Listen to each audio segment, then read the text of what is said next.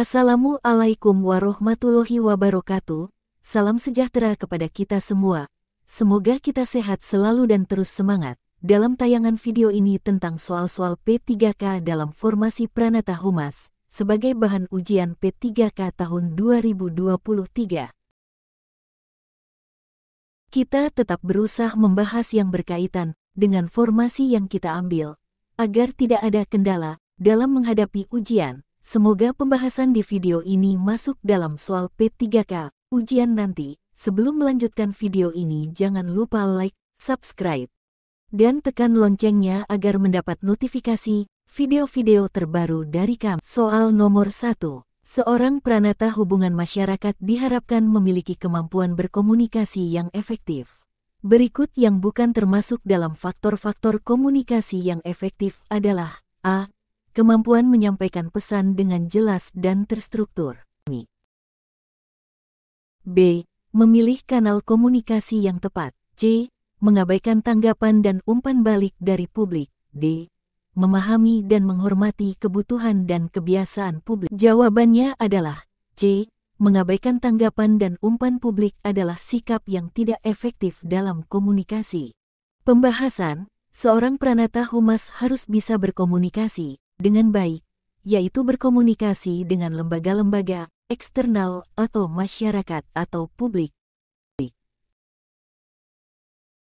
Soal nomor 2. Unsur-unsur yang terdapat dalam komunikasi, yaitu adanya source, sumber pesan, message, pesan yang disampaikan, channel, media yang digunakan untuk menyampaikan pesan, dan receiver, penerima pesan. 4 unsur ini biasa disingkat dengan SMCR. Adapun SMCR ini merupakan A. Model komunikasi Berlo, B. Model komunikasi SR, C. Model komunikasi Newcomb, D.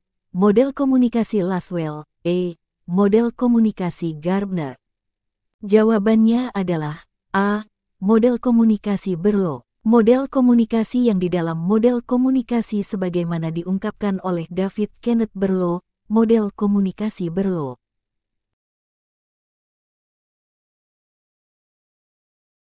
Soal nomor 3. Berikut ini pernyataan yang bukan termasuk tugas, tanggung jawab, peran seorang humas dalam organisasi adalah A.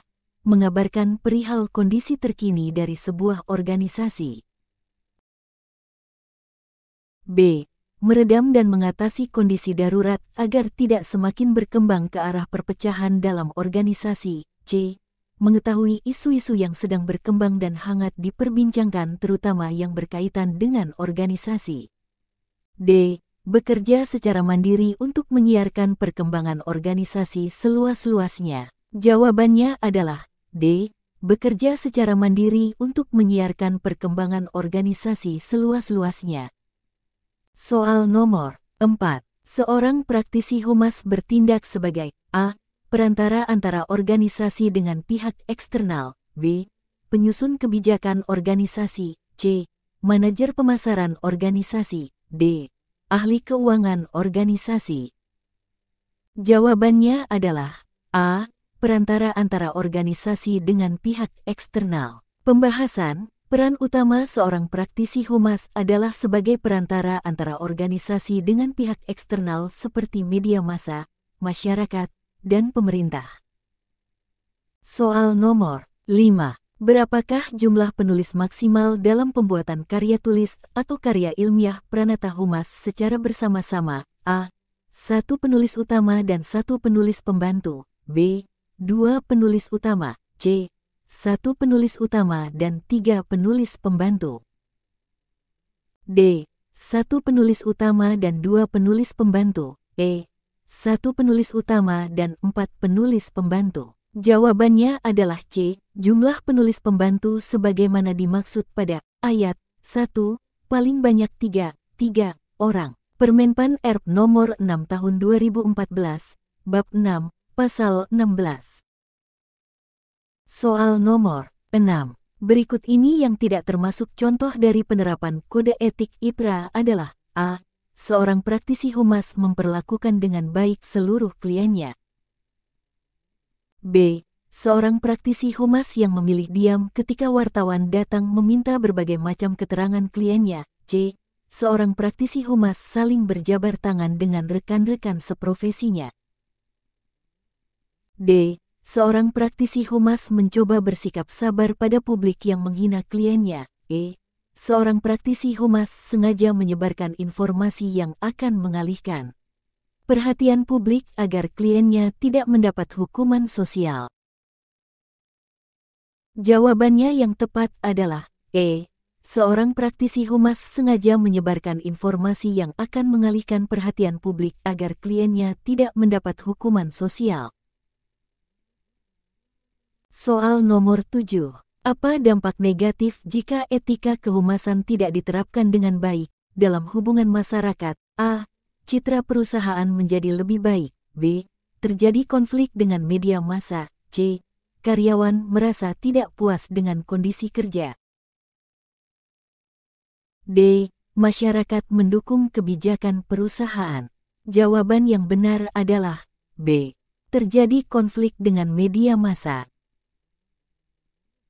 Pembahasan. Jika etika kehumasan tidak diterapkan dengan baik, perusahaan dapat menghadapi masalah dengan media massa yang berpotensi menciptakan konflik media massa.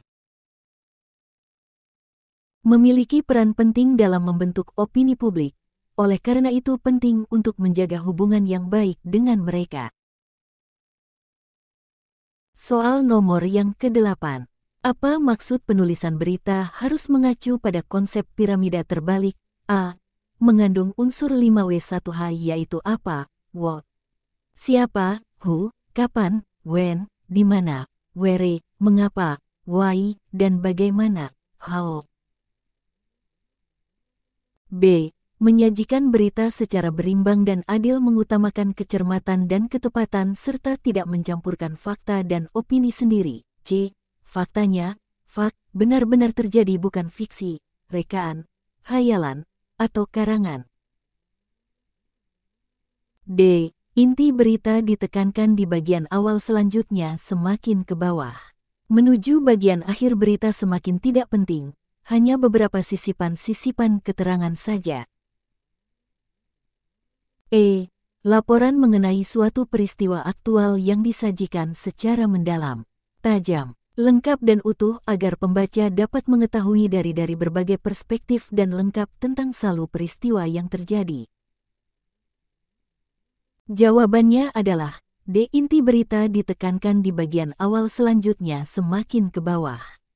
Menuju bagian akhir berita semakin tidak penting, hanya beberapa sisipan-sisipan keterangan saja. Penulisan berita juga harus mengacu pada konsep piramida terbalik. Maksud model penulisan berita dengan bentuk segitiga yang terbalik ini, pada bagian atas lebar dan kemudian bagian bawahnya menyempit. Jadi, inti berita ditekankan dibagi. Selanjutnya semakin ke bawah, menuju bagian akhir berita semakin tidak penting, hanya beberapa sisipan-sisipan keterangan saja. Soal nomor 9. Manajemen reputasi merupakan bagian penting dalam hubungan masyarakat. Hal-hal berikut yang menunjukkan pentingnya manajemen reputasi adalah A. Reputasi yang baik dapat membantu organisasi dalam memenangkan persaingan bisnis. B. Reputasi yang baik tidak berpengaruh pada persepsi publik terhadap organisasi. C.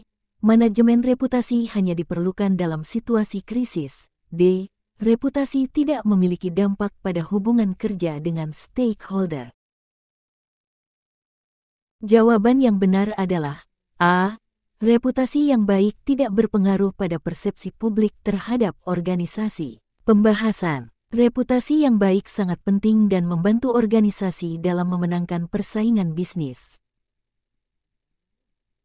Soal nomor ke-10. Kegiatan yang dilakukan oleh Pranata Humas dalam rangka pemeriksaan, analisis, dan evaluasi terhadap proses atau sistem komunikasi internal dan eksternal di lingkungan instansi pemerintah.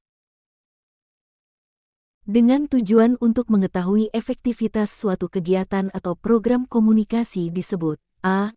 Pembinaan komunikasi terpadu. B. Audit komunikasi kehumasan. C. Pemetaan komunikasi kehumasan. D. Rekonsiliasi pelayanan informasi kehumasan. E. Diseminasi komunikasi dan informasi kehumasan. Jawabannya yang benar adalah B. Audit komunikasi kehumasan. Berdasarkan Permenpan Republik Indonesia Nomor 6 Tahun 2014 tentang Jabatan Fungsional Pranata Hubungan Masyarakat dan angka kreditnya, dapat kita identifikasi bahwa kegiatan sebagaimana disebutkan pada soal merupakan kegiatan yang termasuk ke dalam audit komunikasi kehumasan. Terima kasih yang telah menonton video ini, semoga bermanfaat.